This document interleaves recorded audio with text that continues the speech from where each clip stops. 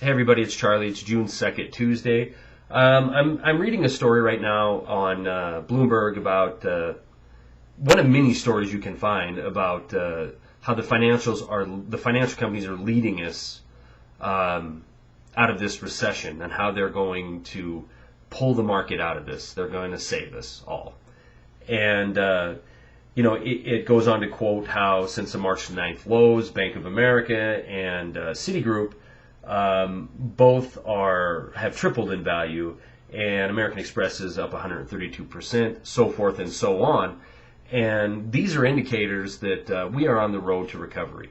And with these type of stories, people do gain confidence in these companies, and that is evident by consumer confidence numbers. It's evident by massive amounts of stock offerings that are being bought when these companies are trying to raise more capital. And you know what? I sit back and I think to myself, wow, are you kidding me? Are you absolutely out of your mind? Here we are, 8 months after stepping on basically a financial landmine, and have it drummed into our head that we are on the edge of Armageddon if we don't pump these trillions and trillions of dollars into bailouts and stimuluses. Yet 8 months later, 8 short months later, or a hockey season later, we are on the road to recovery. And here's the proof. They're going to give us these fictitious numbers, these fictitious stress test results. And we're supposed to buy it and gobble it up. And if you are, then so be it. And I know there's somebody out there that do think that that the worst is behind us. So if that's the case, then take your hard-earned money, of what you have left, and invest away in these companies. But the fact of the matter is, this is rope-a-dope. This is let's do it again. They're going to play the tune again come September, October, and the whole thing's coming apart again. Maybe not the rest of the world, but certainly in this country, we're going to see another huge crash.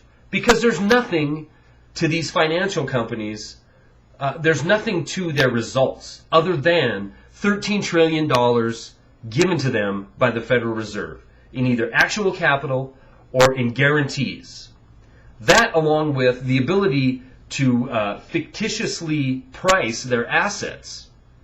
You understand this? That you can't go to the bank and tell them what your house is worth. They're going to check and see what it's worth. And then they will loan you money based on what it is actually worth. That's called marking to market. Your house is worth this much money.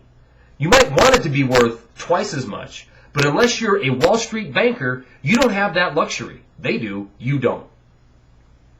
So what's really going on in the economy? Well, let's look at it. 12% of the mortgages in this country right now are delinquent.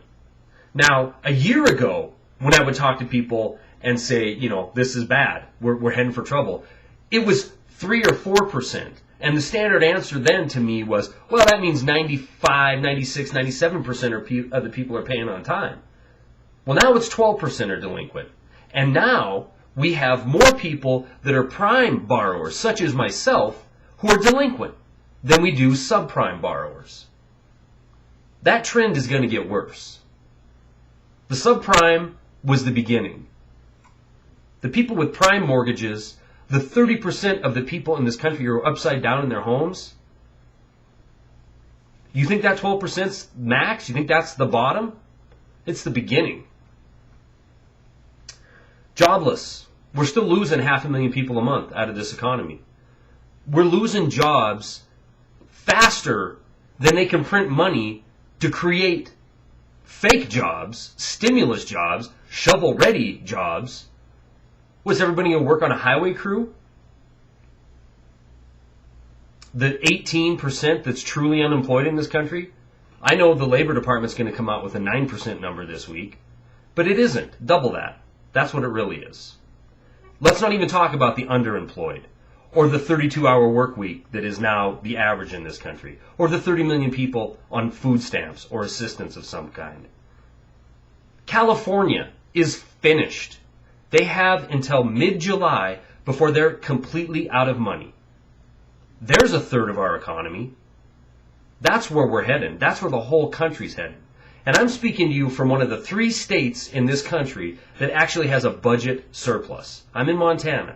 We are still one of 3 states that are not in the red.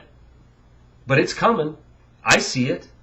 I deal with people all over the country, suppliers all over this country, and I hear what's going on, and I know it's coming to a theater near me soon. You see, the end goal of this is for you to believe that as goes Wall Street, goes Main Street. And you need to disconnect yourself from that. Because what Wall Street cares about is profits. And if it's more profitable for General Motors to import 50% of their cars from China, then that's what they're going to do. They're going to put up a front of wanting to protect American jobs, of wanting to keep an auto industry in this country, but that isn't it. They're concerned about what adds to their bottom line.